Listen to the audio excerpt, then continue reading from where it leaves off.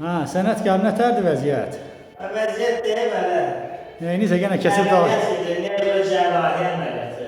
kesib doğrayırsa gene bu aboyları. Sonra deyirlər ki, 1 metr aboydular, yapışdırırsa gedir. Gəl kes doğrayıb bunu.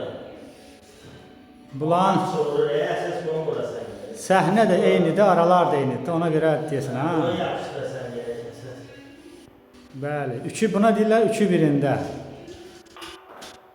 Buna deyirlər ki, baha varsa bu aboyu. Belə işi baha işləmək lazımdır da. Sadə işi hamısı işləyir də. Əsas bu işləyəsə gedir.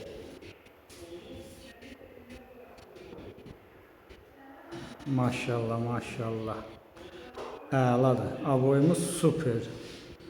Həm patologu, həm özü. Güzel.